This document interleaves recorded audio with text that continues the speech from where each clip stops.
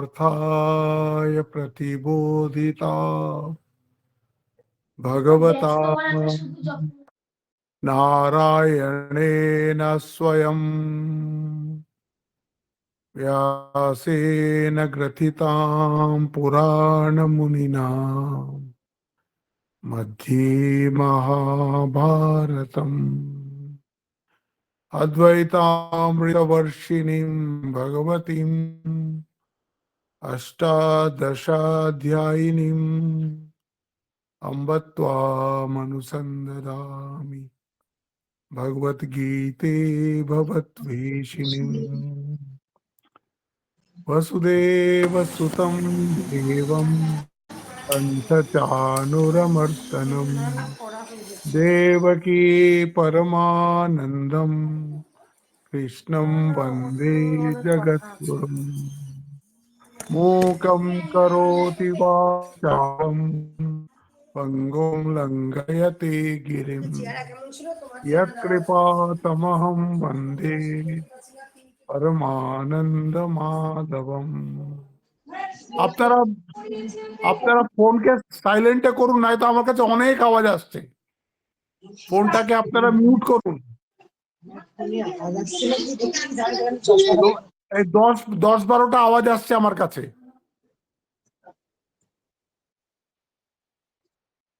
হ্যাঁ, এবার ঠিক আছে, এবার ঠিক আছে। মহারাজ ভিডিওটা দেখা যাচ্ছে না আপনাকে এখনো না, আমি তো আজকে অন্য ফোন নিয়েছি। আপনি ভিডিওটা ওই যে কাটা দাগটা আছে না, কাটা দাগ আছে কি ভিডিওতে? না, কাটা দাগ নেই। ও তাহলে নেটওয়ার্ক মনে হয় স্লো আছে সেই জন্য। তা হবে। তা আমি তো আজকে জিও ফোনটা নিয়েছি এই জন্য। হ্যাঁ, নেটওয়ার্ক স্লো থাকলে এরকম হয়, মানে দেখায় তখন আর ভিডিওটা দেখা যায় না। ঠিক আচ্ছা, আছে, আচ্ছা ঠিক আছে, এরকম শুরু করে দিই। হ্যাঁ হ্যাঁ হ্যাঁ হ্যাঁ। এই জায়গাটা মনে রাখবেন, এই দ্বিতীয় অধ্যায়ের 39 নম্বর শ্লোক থেকে কিন্তু সাবজেক্ট বদলে গেছে। 39 নম্বর অবধি কৃষ্ণ নানান ভাবে বুঝিয়েছে অর্জুনকে। ফিলোসফিক্যাল অ্যাঙ্গেল থেকেও বুঝিয়েছে, এথিক্যাল অ্যাঙ্গেল থেকেও বুঝিয়েছে, ওয়ার্ল্ডলি অ্যাঙ্গেল থেকেও বুঝিয়েছে। তারপরে এটাও বুঝিয়েছে যে হ্যাঁ, আত্মতত্ত্বটাকে বোঝা সত্যি খুব কঠিন, কিন্তু এটাই সত্য। তারপরে এইসব বলে টলে 39 নম্বর শ্লোক থেকে একদম সাবজেক্ট বদলে গেছে। বলছে এষা তু অভিহিতা সাংখ্যে বুদ্ধি যোগে তিমাম শৃণুম বুদ্ধিয়া যুক্ত ইয়া পার্থ কর্মবন্ধম প্রহাস্যসি। বলছে এতক্ষণ তোমাকে আমি জ্ঞান বুদ্ধি দিলাম, এবার তোমাকে আমি যোগ বুদ্ধি বা কর্ম বুদ্ধি দিচ্ছি, যেভাবে কর্ম করলে পরে তুমি কর্মবন্ধনের মধ্যে পড়বে না। আমাদের তো ওইটাই, আমরা যে ফ্রিডমটা যে কার্টেল হয়ে গেছে, আমরা যে আমাদের স্বাধীনতা হারিয়েছি, কেন আমরা কর্মবন্ধনে আছি। আমরা কি বলি, যদি কাউকে বলা হয় আশ্রমে আসুন, মহারাজ কি করে আসবো, খুব কাজ, ছেলেটা ওখানে পড়তে যায়, মেয়েটা ওখানে পড়তে যায়, এই সব সময় আমরা কাজ কাজ কাজ। তাই জন্য আমাদের হিন্দিতে আমরা একটা খুব ভালো শ্লোক বলতাম, জিন্দগি জব তক রহেগি ফুরসত না হোগি কাম সে। যতদিন জীবন থাকবে কাজ থেকে ছুটি হবে না। কুছ সময় এসা নিকালো প্রেম করলো শ্রীরাম সে। ওর মধ্যেই তোমাকে কিছু সময় বার করে নিতে হবে, দিয়ে ভগবানকে ডাকতে হবে। এখানেও বলছেন যে দেখো, তোমাকে আমি জ্ঞানের কথা বললাম, এই জ্ঞান জন্যই, জ্ঞান দিয়েই কিন্তু তোমার এই শোক আর মোহ দূর হবে, এতে কোনো ডাউট নেই। Knowledge is our ultimate goal, এইটা মনে রাখবেন। ওই নলেজ কি ভক্তি দিয়েও পাওয়া যায়, কর্ম দিয়েও পাওয়া যায়, ধ্যান দিয়েও পাওয়া যায়, কিন্তু তার জন্য তো প্রিপেয়ার হতে হবে। তো আমি যে পাওয়ার উপযোগী হতে হবে তো আমাকে। তো তাই জন্য বলছেন এবার তোমাকে সেই রহস্যটা বলবো যেটা জানলে পরে তুমি এই কর্মবন্ধন থেকে মুক্ত হয়ে যাবে। কর্মবন্ধন থেকে মুক্ত হওয়া মানে কি? অর্জুন তো ভাবছিল যে তার পাপ হবে, যে গুরুজনদের হত্যা করলে তো তার পাপ হবে। বলছে তুমি নিজের ডিউটি করছো, এটা মনে রাখবে। আর ডিউটিটা কেমন ভাবে করতে হয় তোমাকে জানিয়ে দিচ্ছি, তাহলে তোমার কোনো পাপ হবে না।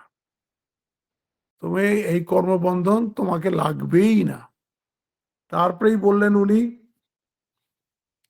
যে এইটা করতে হলে এই যে তোমাকে তোমাকে নিষ্কাম কর্মযোগ যে আমি শেখাচ্ছি, এটা সবচেয়ে বড় লাভ হলো তুমি যে কর্ম এতদিন কর্ম বলে যেসব জানতে, হোম যজ্ঞ এইটা সেইটা, কামনা সকাম কর্ম যেটা তুমি জানতে, তাতে যদি একটু এদিক ওদিক হয় তাহলে তোমার কামনা পূর্ণ হবে না। তোমার কর্ম করার সময় ভয় ছিল, আর কর্মফল পাওয়ার সম্বন্ধেও ভয় ছিল। কর্মের মধ্যে দুটোই কথা থাকে দেখুন, একটা তো কর্ম আর একটা থাকে কর্মফল। আমার এই কর্ম এবং কর্মফলের পেছনে কি অ্যাটিটিউড, তার উপরে আমার ডেস্টিনি নির্ভর করে। কর্মটাকে আমি কিভাবে করছি এবং তার যে কর্মফল পাচ্ছি সেটাকে আমি কিভাবে নিচ্ছি, এর উপরে আমার ডেস্টিনি নির্ভর করে। তখন বলছে তোমাকে এই যে কর্মযোগ বলে দিচ্ছি, এটা তুমি যদি করো তা তুমি কর্মও করবে, কিন্তু কোনো কর্মফল তোমাকে মারতে পারবে না। তাই বললেন নেহা বিক্রমণা স্বস্তি প্রত্যবায়ো ন বিদ্যতে স্বল্পমস্য ধর্মস্য ত্রায়তে মাহাতো ভয়াত। এই নিষ্কাম কর্ম করলে, সামান্য একটু করলেও তুমি মহান ভয় থেকে মুক্ত হয়ে যাবে। ত্রায়তে মাহাতো ভয়াত। আমরা যে কত ভয় নিয়ে, কত ফোবিয়া নিয়ে আমরা বেঁচেই আছি, আর আমাদের মনে হয় it's part of life, it's a part of me. ভয় না পেলে কি করা হবে? আরে এই ভয়টা ছাড়তে পারলেই, সেটাই অ্যাড আসতো না, আপনারা দেখেছেন কোন একটা সফট ড্রিঙ্কের অ্যাড আসতো, ডর কে আগে জিত হয়।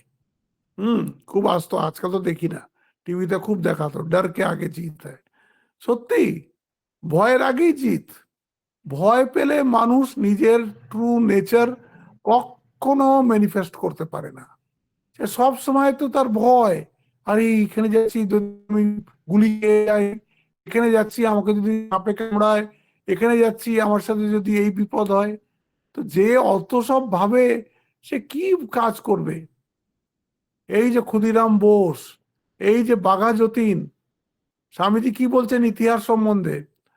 বলছে ইতিহাস হচ্ছে সামান্য কয়েকজন ইন্ডিভিজুয়ালের ইতিহাস যাদের নিজের ওপরে বিশ্বাস ছিল। আমরাও আমাদের নিজের নিজের জীবনে তো আমরা কোনো না কোনো একটা রোলে তো রয়েছি। যে রোলেই আমরা অভিনয় করি না কেন, সেই অভিনয়টা তো ভালো করে করতে হবে। সে অভিনয়টা ভীতুর অভিনয় কেন করব?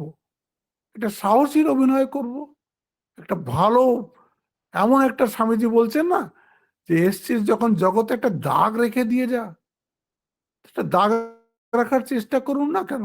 কেন যে আপনি একজন সাধারণ, এই সাধারণ থেকে অসাধারণ হওয়ার গল্পই হচ্ছে ভগবত গীতা। তাই বলছেন নেহা বিক্রমণা স্বস্তি প্রত্যবায়ো ন বিদ্যতে স্বল্পমপস্য ধর্মস্য ত্রায়তে মাহাতো ভয়াত।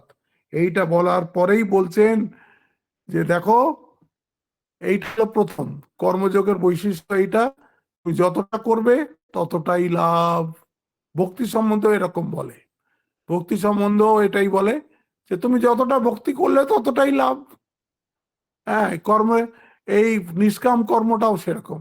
নিষ্কাম কর্মটা অ্যাকচুয়ালি যে ভক্তি, সেটা 12 অধ্যায়ে এসে যাবে। এই দুটোই এক।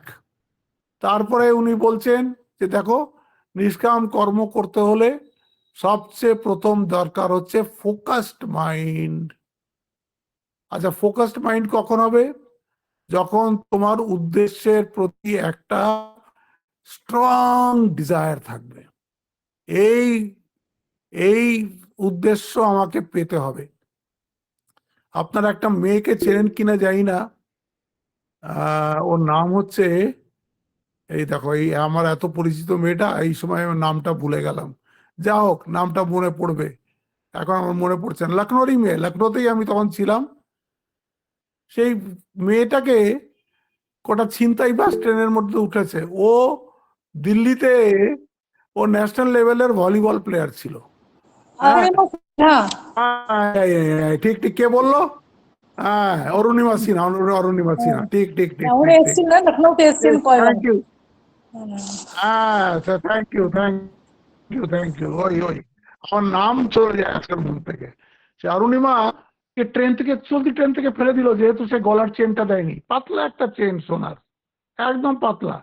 4-5 জন মিলে ওকে 5 কোলা করে ধরে ট্রেন থেকে ছুঁড়ে ফেলে দিল। আর ওই দিক থেকে একটা ট্রেন আসছিল, সেই ট্রেনটা ওর পা দুটো কেটে দিয়ে চলে গেল। পা দুটো কেটে দিল, একটা কি ফ্র্যাকচার হয়েছে, মাল্টিপল ফ্র্যাকচার, আর দুটো পা কাটা। সেইভাবে সারা রাত সে শীতের মধ্যে পড়ে আছে সেই ট্র্যাকে, ও মরেনি, সেইখানেই পড়ে আছে। সকালবেলা সব লাইনে যায় ওইসব পায়খানা টাইখানা করতে, তারা গিয়ে দেখছে এইরকম অবস্থা। ওর কাছে যে ফোনটা ছিল, একটা মোবাইল ফোন, সেই ফোন থেকেই ওরা একটা কল করেছে। সেই কলটা ওর বাড়িতেই, ওর সব মা বাবা এরকম ভাবে সেভ করা আছে। দিয়ে বললো, দেখো তোমাদের মেয়ে এখানে এই লাইনের মধ্যে কাটা পায় অবস্থায় পড়ে আছে। তারা তো হুড় মুড়িয়ে সব লখনৌ থেকে এলো। এরা ততক্ষণে করলো কি, একে বরেলিতে একটা ডিস্ট্রিক্ট হসপিটাল আছে, এটা বরেলির কাছে হয়েছিল, লখনৌ আর দিল্লির পরে বরেলি, বরেলির কাছেই ঘটনাটা ঘটেছিল। ওকে বরেলি একটা ডিস্ট্রিক্ট হসপিটালে ভর্তি করলো। ডিস্ট্রিক্ট হসপিটালগুলো যেরকম হয়, না অ্যানেস্থেসিস্ট আছে, না সার্জন আছে, না সাপোর্ট স্টাফ আছে, আছে সবই, কিন্তু সময় কেউ নেই। সেখানে সেই দুর্দান্ত ব্যথা সে সহ্য করছে, দুর্দান্ত ব্যথা সহ্য করছে। তার মধ্যে 5-6 ঘন্টার মধ্যে ওর জামাইবাবু, বাবা, ভাই সব চলে এলো। তখন ওরা বললো, এ তো গ্যাংগ্রিন হয়ে যাবে, যদি পাগুলো পুরো কাটা যায়নি, পা ঝুলছে, শরীরের সাথে তখনও ঝুলছে। তো বলছে যে এই পা তো কাটতেই হবে, এই পা না কাটলে মেয়েটাই মরে যাবে। তো আমাদের তো অ্যানেস্থেসিয়াই নেই, দেখুন ডিস্ট্রিক্ট হসপিটালে অ্যানেস্থেসিয়া নেই, আর সেই যে অ্যানেস্থেসিস্ট দরকার সেও নেই। একটা সার্জন যা হোক ওকে ডেকে ডুকে আনা হলো, সেগুলো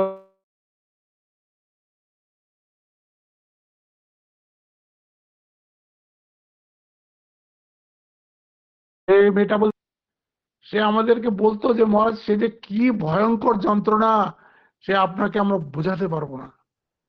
ওরা অবাক হয়ে গেল যে একটা মেয়ে, এই 20-21 বছরের মেয়ে কি করে এত ব্যথা সহ্য করতে পারে।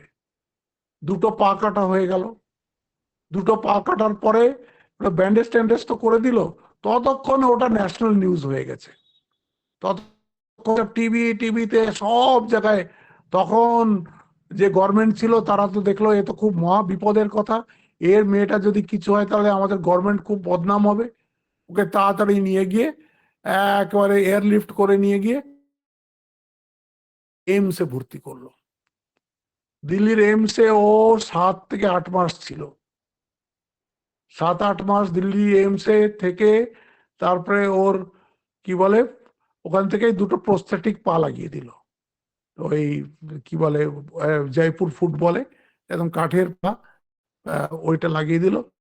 আরো একটু হাঁটতে হাঁটতে তারপরে ওকে আবার এনে লখনৌতে একটা খুব বড় পিজিআই আছে, এসডি পিজিআই বলে, সেইখানে আবার ভর্তি থাকলো।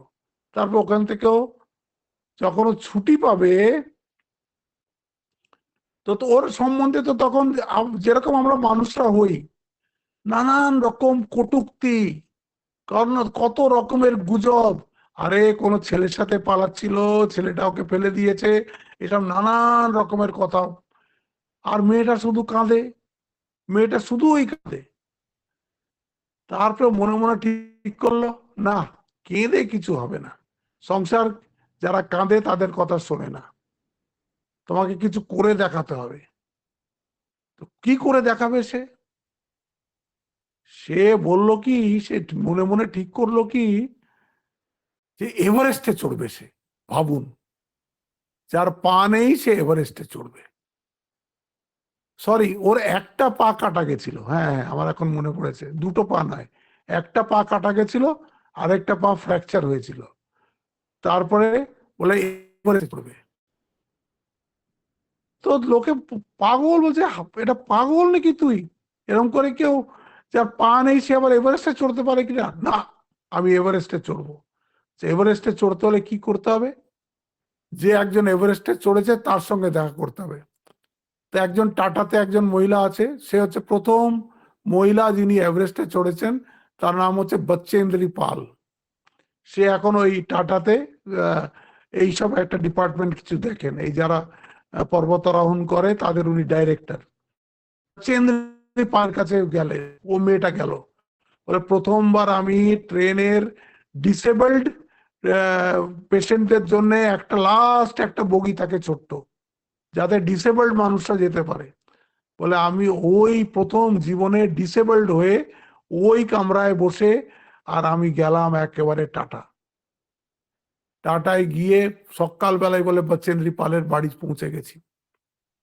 তাকে গিয়ে সমস্ত ঘটনা আমি বলেছি। বলছি ম্যাডাম আমি এই এভারেস্টে উঠবো।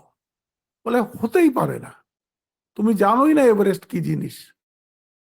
হ্যাঁ, এভারেস্টে তুমি বেস ক্যাম্পেই যেতে পারবে না। এভারেস্ট যাওয়া তো অনেক কথা, অনেকগুলো স্টেজ পার করে তবে একটা মানুষ এভারেস্টে চড়ার জন্য প্রিপেয়ার হয়। সে বলে আমি সব কিছু করতে রাজি আছি, কিন্তু আমাকে এভারেস্টে চড়তেই হবে। সেই মেয়েটা চেষ্টা করে করে করে করে ঠিক এভারেস্টে চড়লো। হ্যাঁ, তারপরেই ও নেমে এসেই তারপরে ওকে পদ্মশ্রী দিয়েছে গভর্নমেন্ট, অরুণিমা সিনহাকে। আরো একটা বই লিখেছে, born again in the mountains, যে তার পুনর্জন্মটা এই পাহাড়ের মধ্যে হয়েছে। এখন তো সে একটা স্পোর্টস ইনস্টিটিউট খুলেছে, এখন তো সে অনেক লোককে সে ইন্সপায়ার করে। আমি যদি একটা পা নিয়ে এভারেস্ট উঠতে পারি, তো তোমাদের তো সবটা শরীর ভালো আছে, তোমরা তো কত কিছু কাজ করতে পারো। তো ভয় পেয়ে যদি কান্নাকাটি করতে থাকতো, ঘরের মধ্যেই থাকতো, তাহলে কি এটা হতো? বলছে এই জন্যে ডরকে আগে জিত হ্যায়, ভয় পেলে চলবে না। যদি আপনি বড় কিছুই করতে চান, জানবেন যে অনেক লোক নিন্দা করবে, অনেক লোক ঠাট্টা করবে। হ্যাঁ, কিন্তু যে মানুষটা নিজের জীবনের উদ্দেশ্য ঠিক করে রেখেছে, তাকে কেউ টলাতে পারে না। শেষে বুঝতে পারে হ্যাঁ ওই ঠিক ছিল, আমরা বোকার মতনই ওকে যাতা বলেছি। আর ওইরকম নিন্দুকের সংখ্যাই বেশি, এটা মনে রাখবেন। হ্যাঁ, কিন্তু যারাই ভালো কাজ করতে চায় তাদেরকে এর মধ্যে এগোতে হয়। এখানেই ভগবান তাই বলছেন যে ব্যবসায়াত্মিকা বুদ্ধি একে করুনন্দনা, ওয়ান পয়েন্টেড ফোকাস তাদের এই করতে হবে। অব্যবসায়ী নাম, যারা অব্যবসায়ী, যাদের মাইন্ড ফোকাস নাই, তাদের মনটা অনেকগুলো শাখায় ডিস্ট্রিবিউট হয়ে গেছে। আমাদের এক মহারাজ বলতেন, পিস অফ মাইন্ডের জায়গায় তাদের পিসেস অফ মাইন্ড হয়ে গেছে। তার মানে পিস অফ মাইন্ডের জন্য বুদ্ধি একাগ্র হওয়া খুব দরকার। এই বিক্ষিপ্ত বুদ্ধি নিয়ে পিস অফ মাইন্ড হয় না। তারপরে তিনটে শ্লোক বললেন, ওই যে হ্যাঁ, यामिमां पुष्पितां वाचं प्रवदन्ते अविपश्चितः वेदवादरता पार्थ नान्यदस्तीति वादिनः कामात्मना स्वर्गपरा जन्म कर्म फल प्रदां क्रिया विशेष बहुलां भोगेश्वर्य गतिं प्रति भोगेश्वर्य प्रसक्तानां तया प्रहित चेतसां व्यवसायत्मिका बुद्धि समाधौ न विविधीयते। বলছে এই ত্রৈগুণ্য বিষয় বেদা, এই যে বেদের যে কর্মকাণ্ড আছে, এইটা শুধু তিন গুণ নিয়েই, মানে সংসার নিয়েই। এরা বড় বড় তোমাকে পুষ্পিতাম বা ফ্লাওয়ারি ওয়ার্ডস বলবে, এরম করলে এরকম হয়ে যাবে, এরম করলে এই স্বর্গ পাবে, স্বর্গতে এইসব আছে, হ্যাঁ এইসব বলবে। বলছে কিন্তু যে একদম ব্যবসায়িত্বিকা বুদ্ধি, সে ওই ট্র্যাপে পা দেয় না, সে ওই ট্র্যাপে পা দেয় না। সে খুব একদম নিশ্চল বুদ্ধি, না, না, টাকা পয়সা জীবনের উদ্দেশ্য হতে পারে না। ঠাকুর বলছেন না, টাকা পয়সা জীবনের উদ্দেশ্য হতে পারে না। টাকা পয়সায় কি হয়? ডাল হয়, ভাত হয়, কাপড় হয়, একটা ঘর হয়, বাড়ি হয়, ব্যাস। আর টাকা কি করবে বলুন? টাকার একটা লিমিটেশন আছে। আমরা যাদের কাছে কম টাকা আছে তারা ভাবি যে আমাদের আর একটু কিছু টাকা হলে আর চাইবো না। কিন্তু দেখবেন সব সময় আরো চাই, আরো চাই, আরো চাই মনের মধ্যে চলবে। সুধা মূর্তিও বলছেন, ইনফোসিসের যিনি ওই নারায়ণ মূর্তির স্ত্রী, তিনিও বলছেন একটা সময়ের পরে টাকার আর কোনো ইম্পর্টেন্সই থাকে না জীবনে। কত টাকা মানুষের লাগতে পারে, কি আর খাবে, কি আর বেড়াবে, কোথায় আর যাবে, কিছুই করতে পারবে না। সামান্য তো কিছু লাগে, আর আমরা সেটাকেই জীবনের উদ্দেশ্য মনে করে তার পেছনে ছুটে চলেছি। ঠাকুর বলছেন টাকা পয়সা সংসার জীবনের উদ্দেশ্য হতে পারে না। তাহলে সংসারের উদ্দেশ্য কি? ঈশ্বর লাভ। ঈশ্বর লাভ মানে হচ্ছে ইনফাইনাইট হয়ে যাওয়া। যে যে জিনিসটা আপনাকে বাঁচছে, যে যে জিনিসটা আপনাকে ইনফাইনাইট নেচারটাকে প্রকাশিত করতে আটকাচ্ছে, সেই শৃঙ্খলাটাকেই ভাঙতে হবে। হ্যাঁ, সেটা শারীরিক হতে পারে, মানসিক হতে পারে, ইমোশনাল হতে পারে। ওগুলো যদি না ভাঙতে পারি তাহলে আমরা কখনোই মুক্ত হতে পারবো না। গীতায় আগেই একটা শ্লোক আসবে, 15 অধ্যায়ে আসবে। হ্যাঁ, অসঙ্গ শস্ত্রে না দৃঢ়ে না চিত্বা। এই সংসার বৃক্ষটাকে কি কি অস্ত্র দিয়ে? অসঙ্গ শস্ত্রে না, নন অ্যাটাচমেন্ট, নন অ্যাটাচমেন্ট নামক তলোয়ার দিয়ে সংসারটাকে ছেদন করো। অসঙ্গ শস্ত্রে না দৃঢ়ে না চিত্বা। আমরাই ধরে রেখেছি সংসারটাকে। সংসার তো জড়, সেটা কি করে আমাকে ধরবে? আমি তো চেতন, আমি ধরে রেখেছি আমার বাড়ি, আমার গাড়ি, আমার ছেলে, আমার বউ, আমার সংসার, আমি আমি আমি। সংসার একবারও বলছে না যে তুই আমার, আমি বলে চলেছি। এই জন্য বলছে অসঙ্গ শস্ত্রে না দৃঢ়ে না চিত্বা। এখানে তাই ভগবান বললেন এই 3টে শ্লোকে যে দেখো এগুলো সব 3 গুণের রাজত্বর মধ্যে।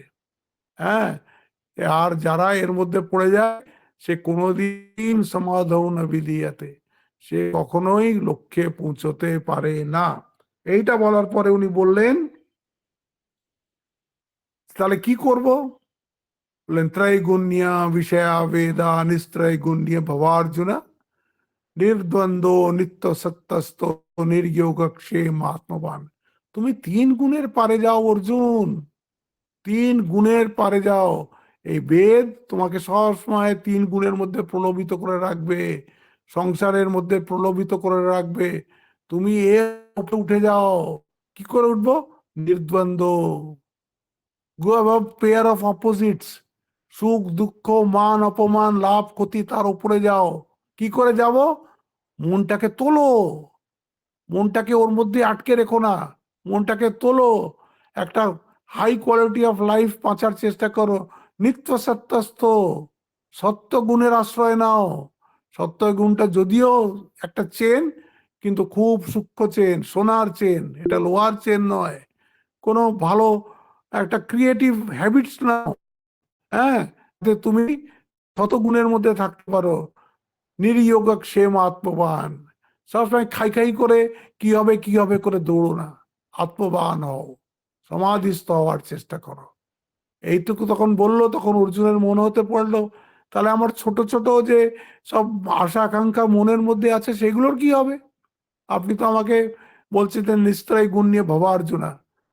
তখন ভগবান বললেন আরে, যখন সব জলে ভরে যায় তখন কি জল আনার জন্য আর পুকুরে যেতে হয়? জল আনার জন্য কি আবার টিউবওয়েলে যেতে হয়? তখন যেখানে বালতি ডোবাবে সেখান থেকে তুমি জল পাবে। তাই বললেন ইয়াবনার্থ উদপানে সর্বথা সম্প্লুত উদকে তাওয়ান সর্বেষু বেদেষু ব্রাহ্মণস্য বিজানতঃ। এতদূর আমরা পড়েছি। এইবার আমরা পড়বো আজকে অ্যাকচুয়াল কর্মযোগ। কর্মযোগ যে কি, নিষ্কাম কর্মযোগ যে কাকে বলে, এই শ্লোকটায় ভগবান প্রায় সব কথাই বলে দিয়েছেন। হ্যাঁ, কর্মণ্যেবাধিকারস্তে মা ফলেষু কদাচন মা কর্ম ফল হেতুর্ভু মা তে সঙ্গোস্ত্বকর্মণি। এটা আপনারা একবারে মুখস্থ করে নেবেন। কর্মণেবাধিকারস্তে মা ফলেষু কদাচন মা কর্ম ফল হেতুর্ভু মা তে সঙ্গোস্ত্বকর্মণি। দেখুন এর মধ্যে চারটে পার্ট আছে। কর্মণ্যেবাধিকারস্তে একটা পার্ট, দ্বিতীয় পার্ট মা ফলেষু কদাচন দ্বিতীয় পার্ট, তৃতীয় পার্ট মা কর্ম ফল হেতুর্ভু তৃতীয় পার্ট, মাতে সঙ্গোস্ত্বকর্মণি। চারটে পার্ট, চারটে পার্টে আছে, এই জন্য এটাকে বলে কর্মযোগের চতুর্সূত্রী। এই চারটে যে এটার পাদ, একটা শ্লোকের যে চারটে পাদ হলো, এই চারটে পাদ যেন চারটে সূত্র। আগে বললেন কর্মণে অধিকার আসতে, তোমার একমাত্র কর্ম করারই অধিকার। দেখুন আমরা মানুষ তো, এই একমাত্র আমরা, এই 84 লক্ষ স্পিসিস আছে সারা সৃষ্টিতে, 84 লাখ স্পিসিস, কারোর কাছে এই ফ্রিডমটা নেই যে সে চাহে তো ভালো করতে পারে, অকর্তুম অকর্তুম অন্যথা কর্তুম, ভালো করতে পারে, মন্দও করতে পারে, কিছু নাও করতে পারে। মানে উই হ্যাভ দ্যাট ফ্রিডম। মানুষের কাছেই একমাত্র ফ্রিডম আছে যে ও কি করতে চায়, যেটাও করতে চায়, সে ভালো কাজ করতে চায়, ফ্রিডম আছে, মন্দ কাজ করতে চায়, ফ্রিডম আছে, কিছুই কাজ না করে ঘরে ঘুমাতে চায়, ফ্রিডম আছে, সব ফ্রিডম আছে। মানুষ জীবনে কি বলে একমাত্র ফ্রিডম আছে, কুকুরের কোনো ফ্রিডম নেই, ওকে যাই আপনি বলুন ওয়া ওয়া ওয়া ওয়া করবে, রুটি দিলেই খাবে। হ্যাঁ, শিয়ালের কোনো ফ্রিডম নেই, পাখির কোনো ফ্রিডম নেই, কোনো পশু পাখির কোনো ফ্রিডম নেই, ওদের সেন্স অফ ডিসক্রিমিনেশন নেই, কিচ্ছু নেই। একমাত্র মানুষের মধ্যেই ওই ভগবান গুণটা দিয়েছেন, it has a free will. হ্যাঁ, এই জন্যে এই যে আমাদের মধ্যে অনেক লোক দেখবেন ভাগ্যবাদী, ভীষণ পেসিমিস্টিক, ভাগ্যবাদী, ভাগ্যবাদী হয়ে তারা জীবনটাকে নষ্ট করছে। হাত পা সব ঠিক আছে, কাজ করব না, হুম, চাকরি পাচ্ছি না। আর তুই চাকরি পাচ্ছি না বলে কাজ করবি না? ওই ট্রেনে উঠে দেখ, হাজার হাজার লোক শুধু হকারি করে সংসার চালাচ্ছে। বহরমপুর শহরে হাজার হাজার লোক টোটো চালিয়ে পয়সা কামাচ্ছে, সংসার চালাচ্ছে। হ্যাঁ, আমি তো স্কোয়ার ফিল্ডে হাঁটতে যেতাম, স্কোয়ার ফিল্ডে একটা লোক চা, রোজে চা খেতাম, বেঞ্চে বসে চা খেতাম। ও বলছে মহারাজ, আমি এই চা বিক্রি করে, এই স্কোয়ার ফিল্ডে চা বিক্রি করে আমি দোতলা বাড়ি করেছি। দেখুন, আমরা যেটাকে একটা হীন কাজ মনে করছি, সেই চা চা বিক্রি করে নিজের সংসার চালিয়েছে, ছেলে মেয়েদের পড়িয়েছে, মেয়ের বিয়ে দিয়েছে, দোতলা বাড়ি করেছে। কোনো কাজ ছোট নয়। হ্যাঁ, ভাবছে এরকম ভাবে জীবন কেটে যাবে। হ্যাঁ, কোথা থেকে 50 টাকা ভাতা পেলো, কোথায় 1000 লাখ 2 লাখ টাকা হয়তো ব্যাংকের মধ্যে ফিক্স করে রেখে দিয়েছে, সেই করে কি জীবন চলে? এই করে জীবন চলে না, কাজ করতে হবে। মাও বলছেন কাজ করতে হবে, কাজ করলে দেহ মন ভালো থাকে। তো কাজ যখন আমরা করব, তাহলে নিজের জন্য প্রয়োজন হলে নিজের জন্য কাজ করব, নিজের জন্য প্রয়োজন না হলে অপরের জন্য কাজ করব। কত রকমের কাজ আছে, কত রকমের কাজ আছে, কত মানুষ কত বড় বড় কাজ করছে, আমরা কাজ করতে পারি। এইটা বলে সবাই যে কর্ম সম্বন্ধে বিশ্লেষণ, এত চুলচেরা বিশ্লেষণ, মানে কি করা উচিত কি করা উচিত না, কোনটাকে নিষিদ্ধ কর্ম বলে, কোনটাকে নিত্য কর্ম বলে, কোনটাকে প্রায়শ্চিত্ত কর্ম বলে, বলে হিন্দুদের মতন এত কর্ম নিয়ে এত চুলচেরা বিশ্লেষণ কোনো জাতি কোনো ধর্ম আজ অব্দি করতে পারেনি। কিন্তু এরাই সবচেয়ে বেশি অকর্মণ্যের জাত। যেখানে এত কর্ম নিয়ে কথা হয়েছে, সেই মানুষ হচ্ছে সবচেয়ে আলসে। আর কি করে কাজ না করতে হয় তা নতুন নতুন ফোন দিয়ে এদের কাছে শিখে নাও, কিভাবে কাজ না করতে হয়। এই এই এই তো চলছে আমাদের দেশে। হুম। আমরা যদি এই যে 130 কোটি মানুষ আছি, আমরা যদি নিজের নিজের ডিউটিটাও ঠিক মতন করতাম, এই দেশটা কোথায় চলে যেত রকেটে উড়ে, কোথায় আমরা এটাকে নিয়ে যেতে পারতাম। নিয়ে যেতে পারি না কেন? মানে যত লোক না ওড়াতে চায়, তার থেকে বেশি লোক ওটাকে টেনে নামাতে চায়। এই জন্য বলছে কর্মণ্যেধিকার আসতে, তোমার শুধু কর্ম করারই অধিকার আছে। তারপরে কি বলছে? মা ফলেষু কদাচনা, কর্মের ফলে তোমার কোনো অধিকার নেই। এইখানটাই মানুষ বুঝতে পারে না। আমি কর্ম করব, ফলে অধিকার আমার নেই। আপনি কখনো ভেবে দেখেছেন? আপনি সব কর্ম করেছেন, সব কর্মে সফল হয়েছেন? হননি তো। সব কর্মে সফল হয়েছেন? কর্ম কর্মটা যাতে সফল হয়, তাও তো আপনি করেছেন, তাও কি সফল হতে পেরেছেন? হতে পারেননি। তার মানে যেরকম একটা চাষি, সেই যে বর্ষাকাল আসছে, হ্যাঁ লাঙল লাগিয়ে দিল, ঠিক আছে, হ্যাঁ বীজও দিয়ে দিল, ঠিক আছে, তারপরে যা করার তা করে দিল, ঠিক আছে। কিন্তু ধরুন দুর্যোগ এসে গেল কোনো প্রাকৃতিক, ওর কিছু হাত আছে ওর মধ্যে? ধান দাঁড়িয়ে গেছে, কাটার সময় হয়ে গেছে, এমন বৃষ্টি এলো, সব ডুবিয়ে দিয়ে চলে গেল। কি করবে সে? কোথায় সে ভুল করেছে? সে তো নিজের কাজ ঠিক মতন করেছে।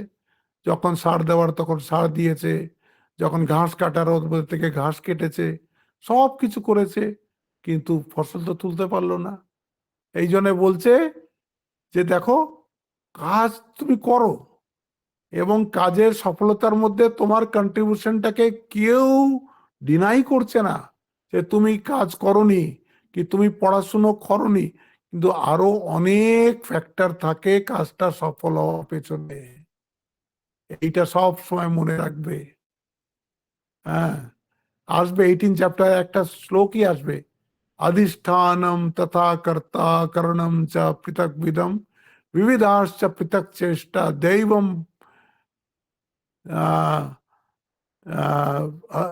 अधिष्ठानम तथा कर्ता करणम च पृथक विदम विविधाश्च पृथक चेष्टा दैवम কারণ পঞ্চমম।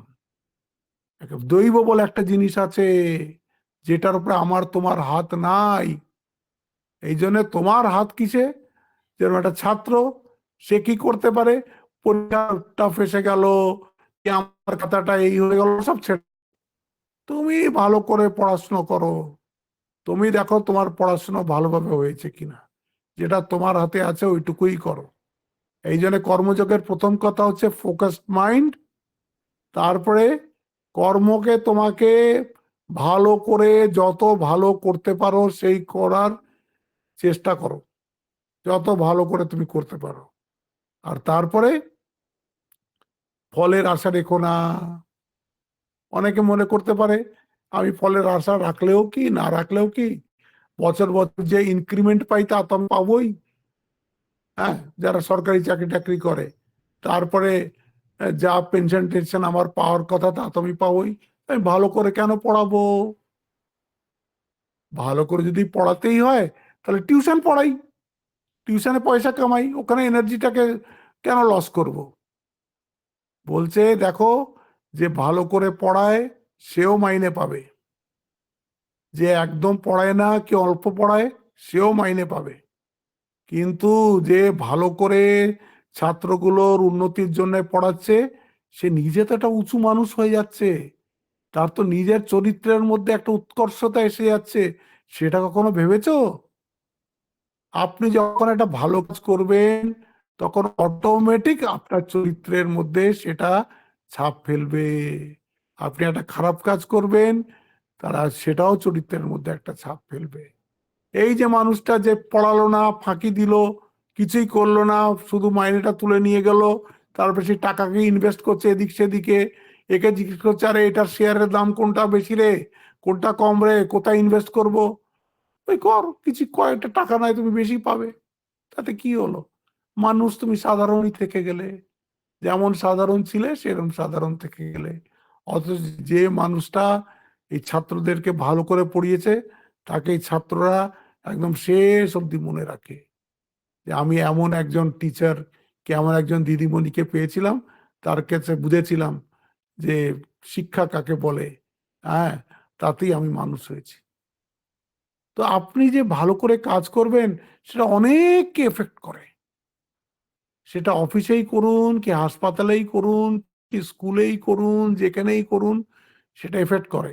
আমরা একটা অফিসে কোনো কাজ করাতে গেলাম, অনেক বেশিরভাগই অফিসের লোক দেখেছি ডিলিডেং করে, আচ্ছা আজ কাল আসবেন, পরশু আসবেন, এখনো কাগজটা পাওয়া যাচ্ছে না, আসলে ওরা খোঁজেই নি। হ্যাঁ, এরকম করে শুধু টাইম পাস করবে। ওর মধ্যে যখন আমরা কোন একজন মানুষকে দেখি হু ইজ ভেরি সিনসিয়ার, তখন কি মনে হয়, না না, এখনো ভালো লোক আছে সংসারে। সবাই ওরকম নয়, সব জায়গায় এরকম আছে। মানুষটা কিরকম সেটা তার নিজের উপরে।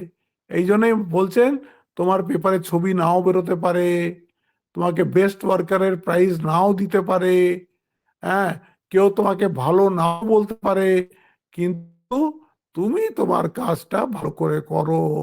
এটা হচ্ছে অর্জুনকে ভগবানের উপদেশ, কর্মণ্যেবাধিকারস্তে মা ফলেষু কদাচন। হ্যাঁ, কর্মের, তুমি যখন খাচ্ছ তো পেট, তুমি যখন খাচ্ছ পেট তো তোমার ভরবেই। কাজ যখন তুমি একটা করছো, সেই কর্মের একটা ফল তো আছেই, তুমি চাও আর না চাও ফল হবেই হবে। তো আপনি জিমে যাও, আমরা জিমে যাই, জিমে গিয়ে খুব আয়নার সামনে দাঁড়িয়ে নানান রকম এক্সারসাইজ করি, আর মাঝে মাঝে দেখার চেষ্টা করি কিছু বাড়লো কিনা। ওরকম ভাবে দেখা যাবে না, কিন্তু তুমি যদি রেগুলার জিমে যাও, তার একটা তো এফেক্ট হবেই হবে। এরকম যে কাজটাই আমি করি না কেন, তার একটা এফেক্ট হবেই হবে। এদিকে তো আমি জানি না, আমি ওই রাজস্থানের দিকে তো অনেক আগেকার কথা, এখনকার কথা নয়, ওই 50-60 বছর আগে যখন ওসব জায়গায় রিলিভ করেছি, ওখানে গ্রামে কুয়ো থাকে, জলের অভাব তো তখন, কুয়ো থাকতো বড় বড়, খুব নিচু জল, আর সিমেন্ট দিয়ে বাঁধানো থাকতো, চতুর্দিক সিমেন্ট দিয়ে করে বাঁধানো, আর তার মধ্যে অনেকগুলো এই পুলি লাগানো আছে, আর দড়িও লাগানো আছে। লোকে নিজের নিজের বালতি ফেলে আর ওতে করে ঘোড়াতে, নিজের ঘোড়াতে জল ভরে নিত। তারপর সেটা হয়তো গ্রাম থেকে হয়তো 2 কিলোমিটার কি 3 কিলোমিটার দূর, একটাই মাথার উপরে 2-3টে কলসি নিয়ে হাঁটতে হাঁটতে মেয়েরা একসাথে যাচ্ছে। আপনি বিশ্বাস করবেন না, ওই যে মাটির কলসিটা কি পেতলের কলসিটা যে যে জায়গাটা রাখতো না, একটা জায়গায় রাখতে হবে তো, তার মধ্যে তো জল ভরতে হবে, সে যেখানে যেখানে ওরা ওইটা রাখতো, সেখানে সব গর্ত হয়ে গেছে। দেখুন, মাটির হাঁড়ি রাখলেও সেখানে সিমেন্ট ভেদ করে গর্ত হয়ে যেন ঠিক ঘোড়াটা ওর মধ্যে বসে যাচ্ছে, রাখতে রাখতে রাখতে রাখতে এরকম হয়ে যাচ্ছে। দড়ি দিয়ে যেখান থেকে টানছে, সিমেন্টের পাথরে যে লাগছে, সেখানে এইরকম মোটা করে একদম গর্ত হয়ে যাচ্ছে, ওখান থেকে বারবার বারবার দড়িটা আসা যাওয়া করাতে। এই জন্য অভ্যাস করলে কি না হয়, আর কাজ যখন আপনি করবেন, তার তো একটা ফল হবেই হবে, এটা বিশ্বাস করুন। যে আপনি কর্ম যখন করছেন, তাহলে তার ফল হবেই। তাহলে আমি মতন ফল চাই কেন? আমি কাজটা ভালো করে করি। হ্যাঁ, তারপরে দুটো লাইন, তারপরে লাইনটা খুবই ইম্পর্টেন্ট, তখন বলছেন, মা কর্মফল হেতুর ভূ, বলছে তুমি কিন্তু কর্মফলের হেতু হয়েও না। তুমি ধরো একটা কাজ করলে, কাজ করে তুমি সফলও হলে, তুমি কি বলবে? আমি করেছি, আমি করে সফল হয়েছি। তুমি নিজেকে কর্মফলের হেতু বানাচ্ছ, বলছো ওইখানেই বন্ধন। তুমি তোমার একার জন্য কর্মফলটা সফল হয়নি, অনেকগুলো আনসিন ফ্যাক্টরস ওর মধ্যে আছে, সেগুলো তুমি দেখতে পাচ্ছ না, সব মিলিয়ে তোমার এই কাজটা সফল হয়েছে। এই জন্য বলছে, মা কর্মফল হেতুর ভূ, তুমি কর্মফলের হেতু হয়েও না, মানে তুমি কর্মের মানে কর্তা হয়েও না। আমি করেছি এই ভাবটা রেখো না। এই হচ্ছে কর্মযোগ।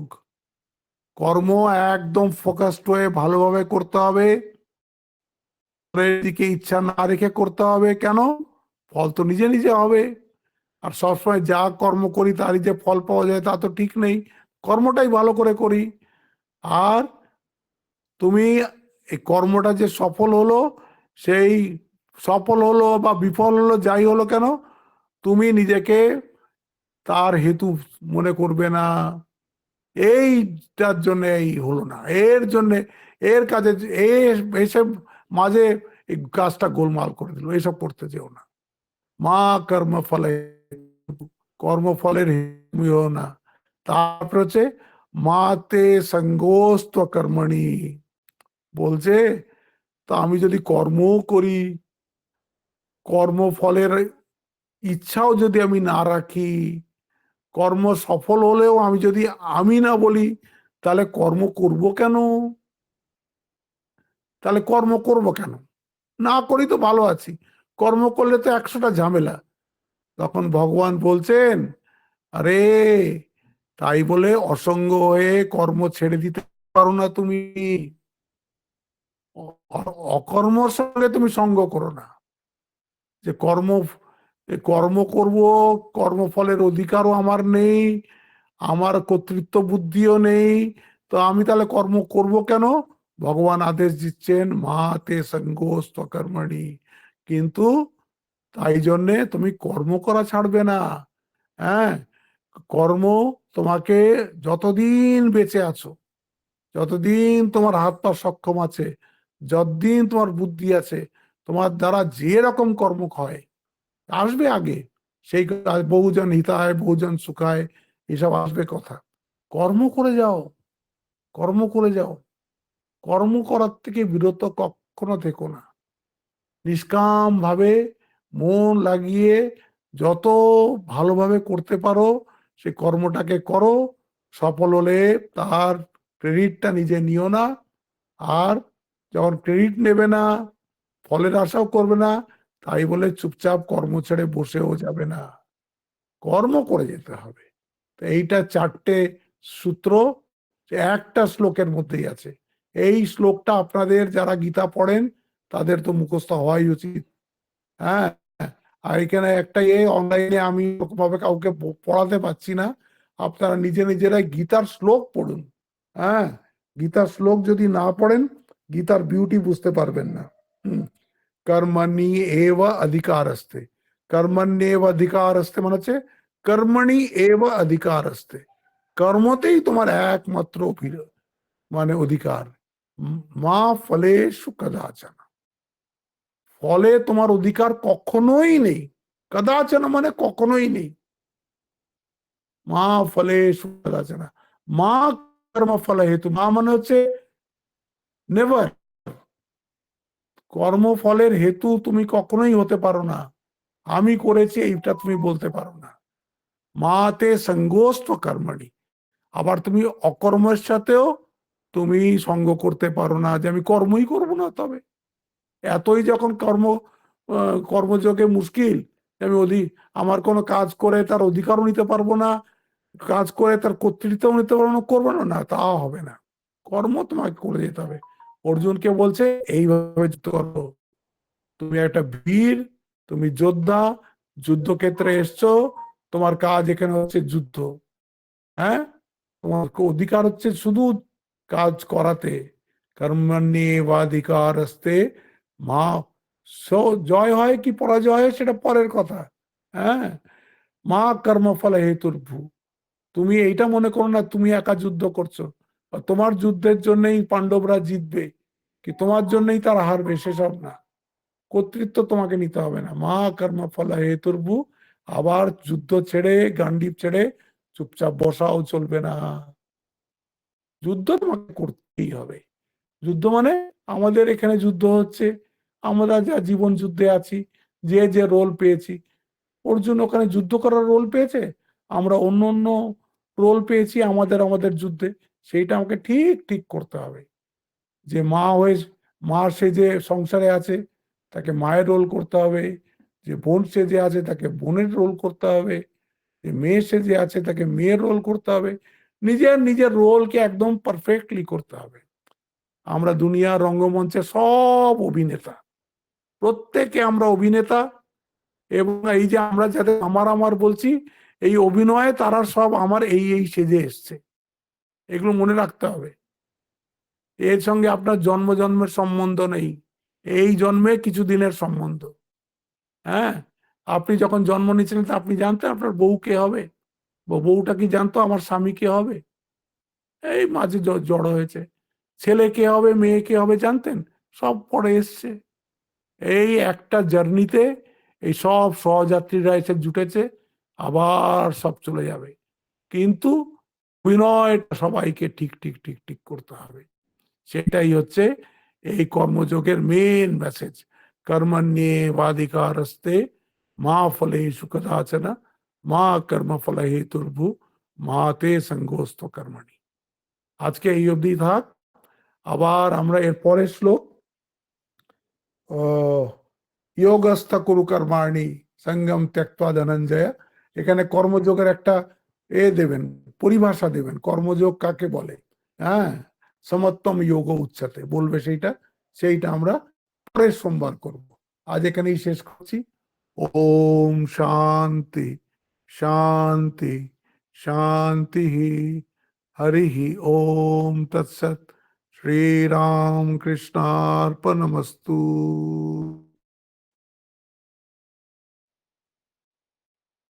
প্রণাম।